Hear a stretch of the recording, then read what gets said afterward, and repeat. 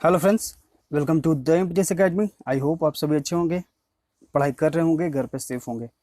हम लोग आज के इस लेसन में सॉल्यूशन करेंगे एमबी पब्लिकेशन के बुक से सेट नंबर 28। ठीक है।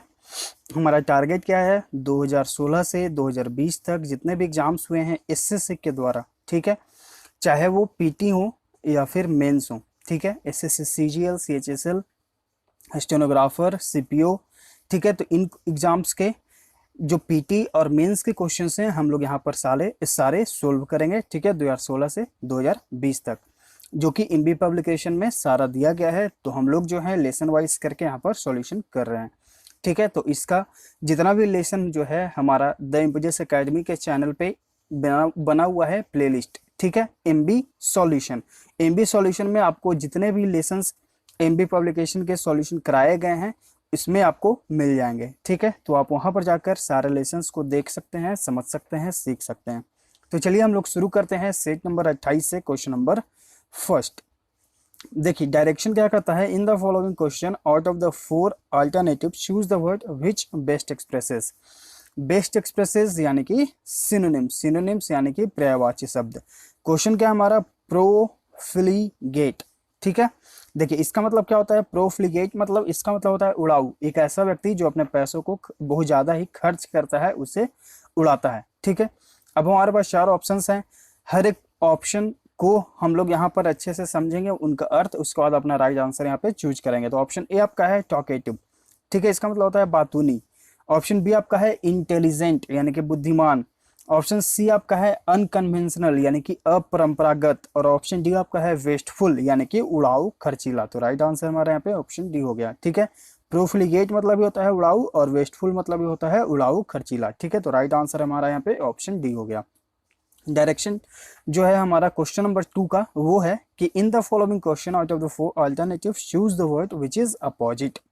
अपोजिट यानी कि एंटोनिम्स, एंटोनिम्स यानी कि विपरीतार्थक शब्द, ठीक है, यानी कि उल्टा बताना है आपको। कंटेम्पलेटिव, ठीक है, ये हमारा क्वेश्चन नंबर 2 है। कंटेम्पलेटिव इसका मतलब होता है मगनशील यानी कि एक ऐसा व्यक्ति जो अपने सोच में जो है वो मगन है, ठीक है, सोचता रहता है, मगन है उसमें।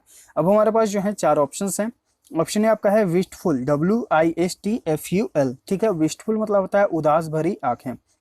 ऑप्शन बी आपका है अनरिफ्लेक्टिव, अनरिफ्लेक्टिव मतलब होता है अविचार मगन, ठीक है। तो राइट आंसर हमारा यहाँ पे ऑप्शन बी हो गया। कंटेम्पलेटिव मतलब होता है विचार मग्न यानी कि एक ऐसा व्यक्ति जो विचार करते रहता है, मगन रहता है, मगनशील, ठीक है। और अनरिफ्लेक्टिव यानी कि जो व्यक्ति अविचार मग्न है यानी कि नहीं विचार करता है, नहीं सोचता है, ठीक है। तो ये दोनों एक दूसरे के एंटोनिम्स हो गए। बाकी जो ऑप्शन हैं नम्ड, ठीक है, नम्ड मतलब होता है स्तब्ध, ठीक है। और ऑप्शन डी आपका है एराउज्ड, एराउज्ड मतलब होता है उत्तेजित। तो ये तीनों ऑप्शन एलिमिनेट हो जाएंगे, राइट आंसर आपका यहाँ पे ऑप्शन बी हो जाएगा। Question number 3, four words are given out of which only one word is spelled correctly, choose the correctly spelled word. देखिए क्वेश्चन नंबर 3 में चार वर्ड्स लिखे गए हैं, उनमें कोई एक जो है आपको करेक्ट स्पेल्ड किया गया है, उसी को आपको चूज करना है, ठीक है, choose the correctly spelled word. तो यहाँ पर जो हमारा राइट आंसर है जो करेक्टली स्पेल्ड वर्ड है वो है आपका ऑप्शन सी। इसका मतलब क्या होता है? रिकैंसियंस, ठीक है, इसका मतलब होता है परीक्षण करना, मतलब निगरानी करना किसी चीज का, ठीक है, परीक्षण करना, निगरानी करना। तो हमारा राइट आंसर जो है हमारा यहाँ पे ऑप्शन सी हो जाएगा।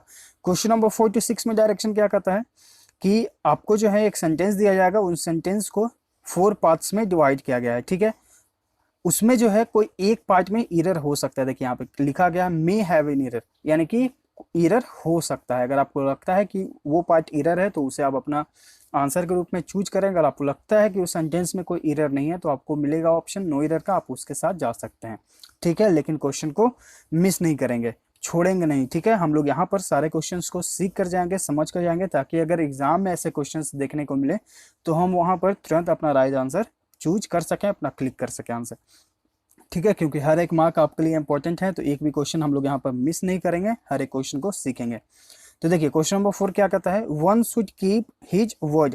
आई होप आप लोग अपना आंसर चूज कर चुके होंगे, जो रेगुलर हमारे साथ जुड़े हुए हैं, प्रैक्टिस कर रहे हैं, या फिर जो नए जो होंगे वो भी अगर देख रहे होंगे तो आई होप उन्हें भी याद होगा, पता होगा। अगर नहीं पता है तो चलिए हम लोग सीखते हैं। तो देखिए वन के साथ जो है प्रोनाउन वो आता है वंस, ठीक है। तो ऑप्शन सी में हमारा यहाँ पे क्या एरर है, हिज की जगह हम लोग क्या यूज करेंगे, वंस का यूज करेंगे। ठीक है, वन लेता है वंस, और हिज किसके लिए यूज होगा, ही के लिए यूज होगा। ठीक है, तो यहाँ पर जो है राइट आंसर ऑप्शन सी में है। Question number 5, if U turn the corner you will found a house built of a stone. यानी कि अगर आप कॉर्नर पर जाते हैं, you will found a house built of a stone. देखिए इफ यानी कि हमारा conditional sentence, if plus subject plus V1, तो आगे आने वाला जो सेंटेंस बनेगा कॉमा के बाद वो बनेगा सब्जेक्ट प्लस विल या शैल प्लस V1। ठीक है, तो उसी फॉर्म पे है, यू प्लस शैल या विल, यू के साथ विल यूज होता है, लेकिन हम क्या यूज करना है, V1 यानी कि वर्ब के फर्स्ट फॉर्म को यूज करना है, जबकि फाउंड जो है ये V2 या फिर V3 फॉर्म होता है। तो फाउंड की जगह हम लोग क्या यूज करेंगे, फाइंड का यूज करेंगे। ठीक है, तो ऑप्शन बी में आपका यहाँ पे एरर हो जाएगा। If U turn the corner, अगर आप कॉर्नर पे जाते हैं, you will find a house built of stone, यानी कि आप वहां पर जो है एक स्टोन यानी कि पत्थर से बने हुए घर को पाएंगे, देखेंगे। ठीक है, तो यहाँ पे फाइंड का यूज होगा, V1 फॉर्म में अपने वर्ब को यहाँ पर यूज करना है। Question number 6, his appearance bears a striking resemblance to your cousin. ठीक है, तो देखिए यहाँ पर जो है रिजेंबल के साथ जो सबसे पहले हमें यह ध्यान रखना है कि कोई भी प्रीपोजिशन का यूज नहीं करना है। रिजेंबल मतलब की होता है किसी के समान दिखना। ठीक है, तो रिजेंबल के साथ जो है हमें कोई भी प्रीपोजिशन का यूज नहीं करना होता है, तो ऑप्शन सी में यहाँ पे एरर हो जाएगा। और देखिए यहाँ पे एक और एरर है। ठीक है, कजन को हम लोग कजन्स लिखना होगा, यानी कि आप जो है अपने कजन के जैसा, कजन मतलब सिर्फ कजन यानी कि कोई चचेरा भाई मेरा भाई, लेकिन यहाँ पे बात हो रहा है कि आपका जो अपीयरेंस है यानी कि आप जो दिखते हैं वो अपने कजन के जैसे दिखते हैं। तो के जैसे को यहाँ पर दर्शाने के लिए हमें कजन के जगह क्या यूज करना होगा, कजन्स का यूज करना होगा। ठीक है, तो यहाँ पर दो एरर है, एक तो रिजेंबल के बाद आपको कोई भी प्रीपोजिशन नहीं यूज करना है, और कजन के जगह हमें कजन्स का यूज करना है। ठीक है, तो यहाँ पे ऑप्शन सी में एरर हो जाएगा। चलिए अब हम लोग देखते हैं क्वेश्चन नंबर 7 to 9।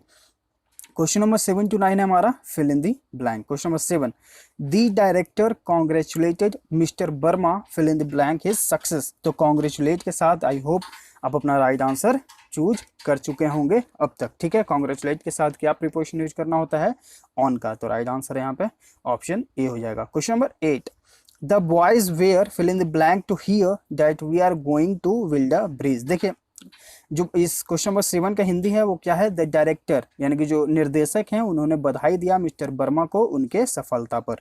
ठीक है, question number 8, the boys were fill in the blank to hear that we are going to Wilda bridge. The boys were, देखिए यहाँ पे वेयर का यूज हुआ है, यानी कि अब ये जो सेंटेंस बनेगा हमारा वो बनेगा किसमें, पैसिव वॉइस में। तो पैसिव वॉइस में हम लोग V3 फॉर्म के वर्ब को यूज करते हैं, तो डिलाइट है, डिलाइट्स है, डिलाइटनिंग है, राइट आंसर हमारे यहाँ पे ऑप्शन सी है। तो यहाँ पर जो है हमारे पास जो है राइट आंसर ऑप्शन सी हो जाएगा। तीनों ऑप्शन जो हैं आपके एलिमिनेट हो जाएंगे। इस सेंटेंस का अर्थ क्या हुआ कि जो बच्चे थे, जो लड़के थे वो डिलाइट मतलब क्या हो गया, प्रसन्न होना।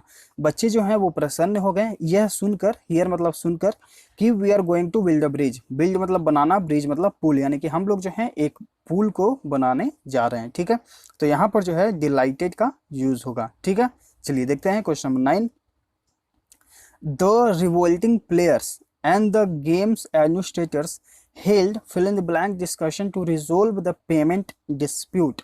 ठीक है, तो देखिए रिजोल्व मतलब होता है समाधान करना। ठीक है, अगर जिन्हें नहीं याद है वो याद कर लीजिएगा, समाधान करना। ठीक है, the revolting players and the games administrators held fill in the blank discussions to resolve the payment dispute। Dispute मतलब कि विवाद।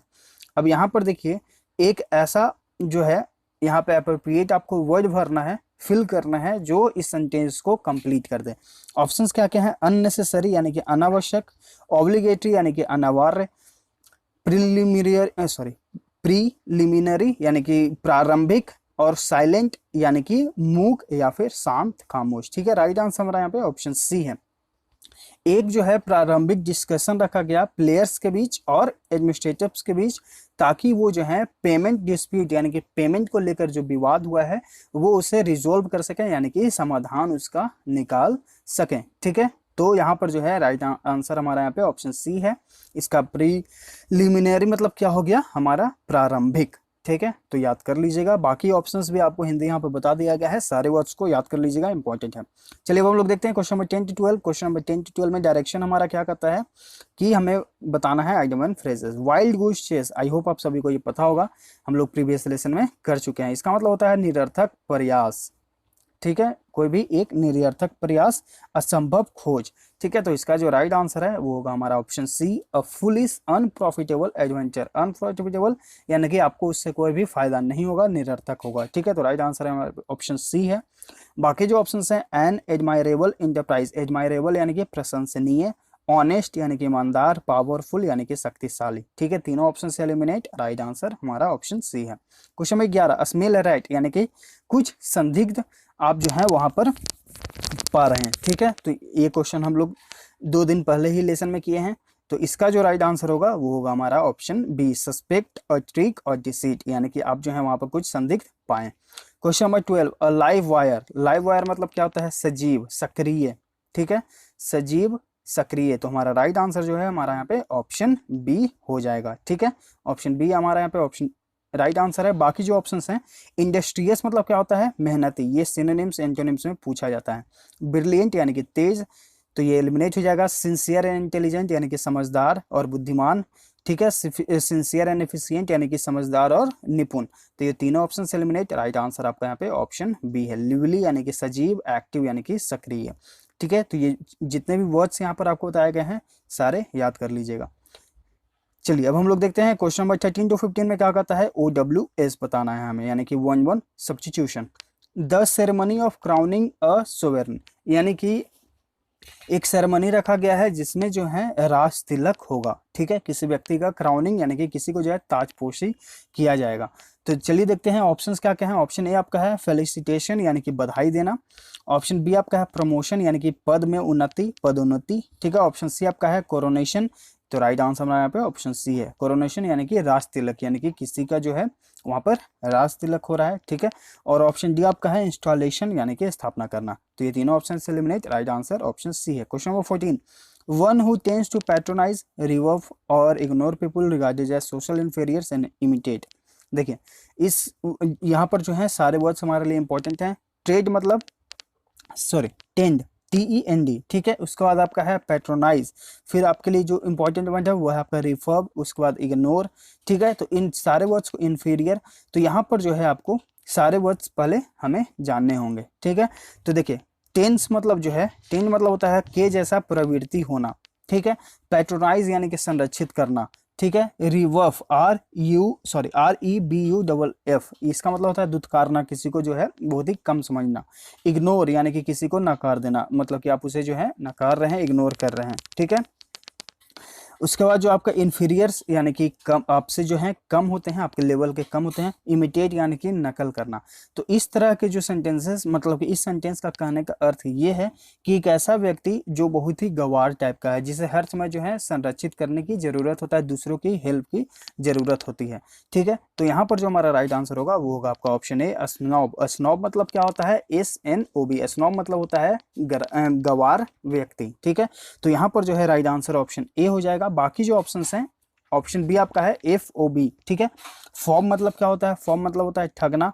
ऑप्शन सी आपका है डैंडी यानी कि रंगीन मिजाज, ठीक है। और ऑप्शन डी आपका है फ्रीक यानी कि सनकी। तो ये तीनों ऑप्शन से एलिमिनेट हो जाएंगे, राइट आंसर आपका यहाँ पे ऑप्शन ए है। Question number 15, a room where dead bodies are kept until burial, यानी कि एक ऐसा रूम जहां पर जो है जितने भी मृत बॉडीज होते हैं, शरीर होते हैं, उन्हें रखा जाता है जब तक कि उन्हें दफनाया ना जाए, ठीक है। तो ऑप्शंस क्या क्या है, ऑप्शन ए आपका है ग्रेव यानी कि गंभीर, ठीक है। सिमेट्री मतलब होता है कब्रिस्तान। देखिए कब्रिस्तान हमारा राइट आंसर हो सकता था, लेकिन कब, जब उसे ब्यूरियल किया जाता है, क्योंकि कब्रिस्तान में ब्यूरियल किया जाता है। लेकिन यहाँ पे बोला जा रहा है कि एक ऐसा जगह जहाँ पे रखा जाता है डेड बॉडीज को जब तक कि उन्हें दफनाया ना जा सके, तो उस रूम के बारे में बोला जा रहा है, उस जगह के बारे में। तो वो जो हमारा राइट आंसर होगा वो होगा हमारा मॉर्चरी यानी कि सब गृह, यानी कि जहाँ पर शवों को रखा जाता है। तो राइट आंसर हमारा पे ऑप्शन सी है। और ऑप्शन डी आपका है पायर, PYRE, इसका मतलब होता है चिता।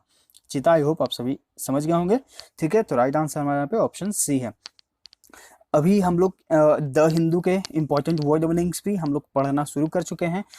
हम लोग सुबह में एमबी पब्लिकेशन बुक से सॉल्यूशन देखेंगे पूरा कंप्लीट डिटेल में, और शाम में हम लोग द हिंदू न्यूज़पेपर से जितने भी इंपॉर्टेंट वर्ड मीनिंग्स होंगे आपको वहाँ पर दिए जा रहे हैं। ठीक है, तो लेसन को कंप्लीट देखकर हर एक वर्ड मीनिंग को नोट कर लीजिएगा, या फिर 2 से 3 बार अगर आप लेसन को देख लीजिएगा तो आपको अच्छे से याद हो जाएगा, क्योंकि आपको वहाँ पर सेंटेंस देकर भी आपको वहाँ पर अपने लैंग्वेज में समझाया गया है, क्योंकि अपने लैंग्वेज में समझने का मजा ही अलग होता है। ठीक है, तो न्यूज़पेपर वाला अगर लैंग्वेज वहाँ पर अगर आपको बताया जाए तो फिर आपको वहाँ पर समझने में थोड़ी सी परेशानी हो सकती है, लेकिन अगर आप अपने लैंग्वेज में सीखेंगे तो आप जल्दी ही उसे सीखेंगे। इसलिए जो है मेरा वहाँ पे कोशिश है कि हम आपको अपने लैंग्वेज में ही सिखाएं। ठीक है, तो वहाँ पर आप लेसन्स को कंप्लीट देकर वर्ड मीनिंग याद कर लीजिएगा। चलिए क्वेश्चन नंबर 16 to 20 देखते हैं, और टेलीग्राम चैनल जरूर ज्वाइन कर लीजिए, क्योंकि वहाँ पर आपको क्विजेस होते रहते हैं।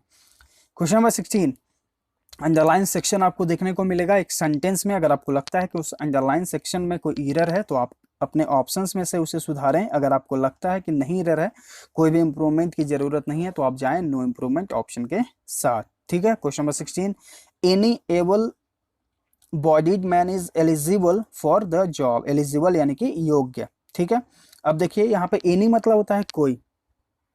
ठीक है, और हमारा जो अगर राइट आंसर जो हम लेकर चलें इसका मतलब होता है ईच। ईच मतलब होता है प्रत्येक। ठीक है, तो एनी एबल बॉडी यानी कि जो भी क्षम व्यक्ति जो जिनका जो शरीर है वो सही है, तो वो जो है इस जॉब के लिए एलिजिबल हैं। ठीक है, कोई भी। अगर हम ऑप्शन ए को लेकर चलते हैं, ईच। ईच मतलब होता है प्रत्येक, मतलब कि जितना भी जो प्रत्येक एबल बॉडी जो है, मतलब कि प्रत्येक बॉडी जो क्षम है वो इस जॉब के लिए एलिजिबल है, यानी कि योग्य है। ठीक है, तो देखिए ऐसे सेंटेंसेस में हम एनी को भी यूज कर सकते हैं और ईच को भी यूज कर सकते हैं। ठीक है, तो आप यहाँ पर जाएं नो इंप्रूवमेंट के साथ। ठीक है, तो राइट आंसर हमारा यहाँ पे ऑप्शन डी है, क्योंकि हम एनी को भी यूज कर सकते हैं और ईच को भी यूज कर सकते हैं। तो इस सेंटेंस में हम जो है नो इंप्रूवमेंट के साथ जाएंगे। She found a wooden broken table in the room. ठीक है, she found a wooden broken table. तो देखिए यहाँ पर बात हो रहा है, सबसे पहले हम ये समझते हैं टेबल क्या। ठीक है, टेबल का बात हो रहा है। ठीक है, टेबल, और वो टेबल किस चीज का है, तो लकड़ी का है। ठीक है, और वो क्या है, तो टूटा हुआ है। ठीक है, तो देखिए टूटा हुआ लकड़ी का टेबल, तो टेबल के पहले हम लोग यूज करेंगे लकड़ी का, क्योंकि हमें क्या बताना है, लकड़ी का टेबल। तो लकड़ी का टेबल के लिए हम लोग क्या यूज करेंगे, ऑप्शन में देखिए यहाँ पे ऑप्शन बी जो है राइट आंसर हमारा हो जाएगा। टूटा हुआ, ब्रोकन, लकड़ी, वुडन और टेबल यानी कि टेबल। ठीक है, तो राइट आंसर ऑप्शन बी हो जाएगा। आई होप हम जो है आपको अच्छे से समझा पाए होंगे। तो देखिए इस सेंटेंस का कहने का अर्थ क्या है कि सी फाउंड यानी कि उसने जो है एक टूटा हुआ लकड़ी का टेबल पाया रूम में, इन द रूम। ठीक है, तो यहाँ पे कहने का सेंस ये है कि बात हो रहा है टेबल का, और वो टेबल क्या है, तो टूटा हुआ है।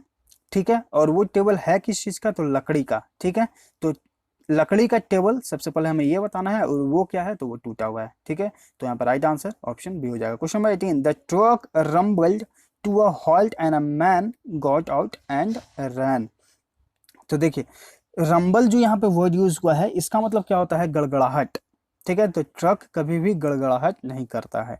ठीक है, तो यहाँ पर जो हमारे पास ऑप्शंस हैं, ऑप्शन ए आपका है श्रिक्ड, मतलब होता है कट कट करना, जैसे कि बिजली जो है कभी कभी घर में जो है कट कट कट कट इस तरह की आवाज जो है वहाँ पे स्टेबलाइजर वगैरह आप यूज करते होंगे तो शायद ध्यान दिए होंगे। चलिए ऑप्शन बी आपका है स्क्रीज्ड। ठीक है, इसका मतलब होता है तेज चीख निकलना। ठीक है, ऑप्शन सी आपका है स्क्रीम्ड यानी कि चिल्लाना। ठीक है, और इसके बाद है नो इंप्रूवमेंट। तो देखिए यहाँ पे सबसे पहले तो प्रीपोजिशन में कोई भी एरर नहीं है, तो याद कर लीजिएगा। सबसे इंपॉर्टेंट आपके लिए स्क्रीम। स्क्रीम के साथ हमेशा एट का यूज होता है, स्क्रीम एट मतलब कि चिल्लाना। ठीक है, तो हमारा यहाँ पर जो राइट आंसर होगा वो होगा आपका ऑप्शन बी, यानी कि जो ट्रक है वो जाके एक हॉल्ट में टकराया और एक आदमी जो है वो चिल्लाते हुए बाहर निकला, स्क्रीच टू यानी कि तेज चीख निकला और वो भागा। ठीक है, तो राइट आंसर हमारा यहाँ पे ऑप्शन बी हो जाएगा। Question number 19, the professor asked the intruder who was he and why was he in his lecture. Intruder यानी कि जो बीच में जो है टांग अड़ाता है, मतलब कि आपके काम में बाधित डालता है। ठीक है, तो यहाँ पर देखिए ये सेंटेंस जो है सबसे पहले हम लोग ये समझते हैं, ये ऐसे क्वेश्चन हम लोग प्रीवियस कर चुके हैं लेसन में। तो देखिए ऐसा सेंटेंस में हमें क्या कह रहा है कि ये सेंटेंस इंट्रोगेटिव नहीं है। ठीक है, इंट्रोगेटिव सेंस में नहीं कहा जा रहा है। तो अगर इंट्रोगेटिव नहीं होता है तो हम अपना सब्जेक्ट को पहले करते हैं और वर्ब को जो है वो जो हेल्पिंग वर्ब होता है उसे सब्जेक्ट के बाद यूज करते हैं, जबकि WHO फैमिली जैसे कि हु, व्हाई, व्हाट वो जो है सब्जेक्ट के पहले रखते हैं। यानी कि ऐसे सेंटेंसेस में पैटर्न हमारा क्या बन जाता है, हु, व्हाट, हु, हाउ, ठीक है, मतलब कि WHO family plus subject plus आपका वर्ब, हेल्पिंग वर्ब, ठीक है। तो इस पैटर्न पे आपको बनाना होगा। तो यहाँ पर जो आपका राइट आंसर होगा वो होगा आपका ऑप्शन ए, ठीक है। देखिए सबसे पहले हेल्पिंग वर्ब, फिर सब्जेक्ट प्लस हेल्पिंग वर्ब, फिर वही बात आगे है आपका WHO फैमिली, फिर आपका सब्जेक्ट, फिर आपका हेल्पिंग वर्ब, ठीक है। तो राइट आंसर आपका ऑप्शन ए हो जाएगा। बाकी ऑप्शंस जो है यहाँ पे एलिमिनेट हो जाएंगे, क्योंकि देखिए यहाँ पर जो है WHO फैमिली फिर सब्जेक्ट प्लस आपका हेल्पिंग वर्ब है, लेकिन आगे जो है ये फॉर्मूला यूज नहीं हुआ है, ठीक है। यहाँ पर भी ये यूज नहीं हुआ है, तो राइट आंसर आपका यहाँ पे ऑप्शन ए हो जाएगा। Question number 20, my uncle goes to office on bicycle or by foot. तो फुट के साथ हम जानते हैं ऑन का यूज होता है, तो ये वाला ऑप्शन एलिमिनेट हो जाएगा। अगर आप साइकिल से जाते हैं तो साइकिल के साथ आपको बाई का यूज करना होता है। हम लोग प्रीपोजिशन में ऐसे लेसन्स को पढ़ चुके हैं, उन्हें सीख चुके हैं, तो जिन्हें दिक्कत है वो हमारे प्लेलिस्ट में जाएं, ठीक है, प्रीपोजिशन के प्लेलिस्ट में, और वहाँ पे आप फिक्स्ड प्रीपोजिशन के जितने भी लेसन्स हैं 5 या 6 पार्ट में उसे बताया गया है, इंपॉर्टेंट 300 फिक्स्ड प्रीपोजिशंस आप वहाँ पर जाकर याद कर सकते हैं, ठीक है।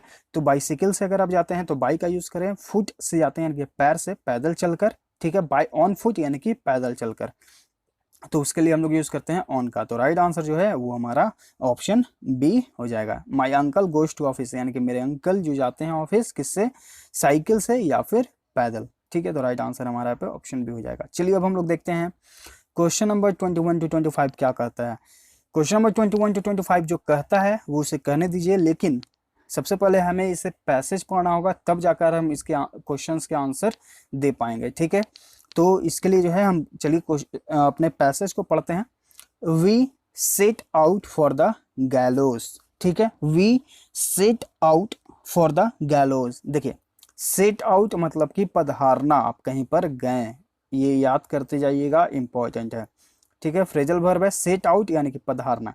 We set out for the gallows, gallows मतलब क्या होता है, फांसी देना, मतलब कि हम जो है फांसी के लिए पधारें।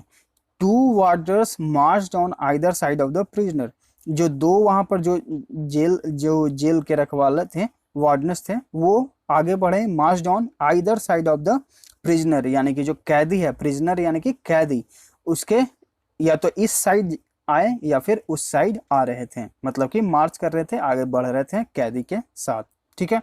With their rifles at the slope, और उनका जो राइफल था वो कंधे पर था।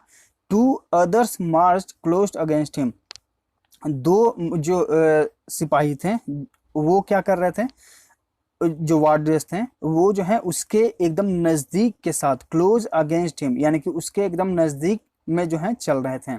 Gripping him by his arm, grip GRIIP, ठीक है। ग्रिप मतलब क्या होता है, कसकर पकड़ लेना, उसके हाथ को जो है कसकर पकड़ लिए। एंड शोल्जर, और उसके कंधे को, एज एट वंस पुशिंग, एक बार में उसे पुश किया यानी कि धकेला, और सपोर्टिंग हिम, ठीक है। The rest of us, support यानी कि उससे जो है समर्थन कर रहे थे, सॉरी सपोर्ट कर रहे थे, मतलब कि उसे जो धकेला जा रहा था फिर सपोर्ट किया जा रहा था, ठीक है, मतलब कि मदद करना। द रेस्ट ऑफ अस यानी कि हम जितने भी हम लोग थे, मजिस्ट्रेट एंड द लाइक यानी कि मजिस्ट्रेट और जितने भी लोग थे उनके से, फॉलोड बिहाइंड उसके पीछे पीछे चल रहे थे, फॉलोड बिहाइंड, बिहाइंड यानी कि पीछे, फॉलो यानी कि आगे चल, मतलब कि चलना, ठीक है, तो उसके पीछे पीछे चल रहे थे। Suddenly when we had gone 10 yards, suddenly यानी कि अचानक से जब हम लोग 10 यार्ड आगे बढ़े, the procession stopped short without any order or warning, जो प्रोसेस हो रहा था ये सब ऐसे, यहाँ पर जो है देखिए प्रोसेशन मतलब होता है जुलूस, ठीक है। The procession stopped short without any order or warning, यानी कि जो जुलूस था या फिर इस जो प्रोसेस चल रहा था, ठीक है, वो एकदम अचानक से रुक गया, बिना किसी ऑर्डर के, बिना कोई आदेश या फिर बिना कोई चेतावनी के, ठीक है। अ ड्रीडफुल थिंग हैड हैपेंड, ड्रीडफुल मतलब क्या होता है, भयानक, ठीक है, इंपॉर्टेंट है, भयानक, ठीक है। ड्रीडफुल मतलब भयानक, यानी कि एक भयानक चीज वहां पर घटित हुआ, हैपेंड यानी घटित होना। A dog come goodness knows whence, कुत्ता आ गया वहां पर, ठीक है, भगवान जानते हैं कि कहां से, वेंस मतलब कि कहां से, ठीक है, वेंस मतलब क्या होता है, कहां से, भगवान जाने कहां से आ गया एक कुत्ता। Had appeared in the yard, यानी कि वहां पर जो है यार्ड में कुत्ता आ गया। इट केम बाउंडिंग एमंग अस, वह जो है हमारे चारों ओर जो है घूमने लगा। बाउंड यानी कि सीमित कर देना, with a loud volley of barks, यानी कि और वो जो है भौंकने लगा। Leaped around us wagging its whole body, और वह जो है अपने बॉडी को, अपने शरीर को जो है कस कर, जैसे कुत्ते को देखते होंगे आप लोग कि अपने शरीर को पूरा वो जो है क्या करने लगता है, इधर उधर ये वो करने लगता है, ठीक है। Wild with glee at finding so many human beings there, और वह जो है इतने सारे लोगों को देखकर जो है वह वहां पर क्या करने लगा, मतलब कि आश्चर्यचकित होने लगा, मतलब कि उसे जो है थोड़ा अजीब लगा कि इतने सारे लोग जो हैं वो कहां से आ गए, ठीक है। It was a large woolly dog, वह जो है बहुत ही लंबा कुत्ता था। हाफ एयरडल हाफ परिया, ठीक है। यहाँ पर देखिए एक वर्ड यूज हुआ है परिया, ठीक है। परिया मतलब होता है कि एक ऐसा व्यक्ति समाज में जो बहुत ही नीचे कद का हो, मतलब उसका जो कद होता है बहुत ही नीचा होता है, जैसे मान लीजिए कि ऑफिस में या फिर समाज में उसे जो है बहुत ही कम आंका जाता है, ठीक है। For a moment it pranced around us, कुछ समय के लिए वह जो है हमें देखा। And then before anyone could stop it, जब तक कि उसे कोई रोक पाता, it had made a dash for the prisoner, वह जो है प्रिजनर पर क्या करने लगा, जो है जैसे अगर उसके शरीर पर पानी है तो वो अपने शरीर को हिलाकर जो है पानी के छींटों को इधर उधर करने लगा। And jumping up try to lick his face, और कूद कर जो है कोशिश करने लगा उसके फेस को चाटने के लिए। लिक मतलब चाटना। एवरी वन स्टूड, जैसे कुत्तों का आदत होता है, कोई अगर किन्हीं के पास अगर पेट डॉग्स होंगे तो देखते ही होंगे, वो अगर आपसे मतलब अटैच्ड होता है तो वो आपके फेस को, आपके मतलब सारे चीज़ों को लिक करने लगता है। एवरी वन स्टूड एगहास्ट, सभी लोग जो हैं वो अचंभित होकर खड़े हो गए। अगहास्ट मतलब क्या होता है, अचंभित होना, ठीक है। Too taken aback even to grab at the dog, तो और फिर जो है ग्रैब मतलब पकड़ना, तो सभी लोग क्या कोशिश करने लगे कि अब जो है उसे पकड़ें, ठीक है। तो चलिए इसके बेस पर हम लोग क्वेश्चंस को सोल्व करते हैं। Question number 21, what was the tone of the essay at the beginning, जो बिगनिंग जो है शुरुआत में इस एसे का क्या कहने का अर्थ था, ठीक है।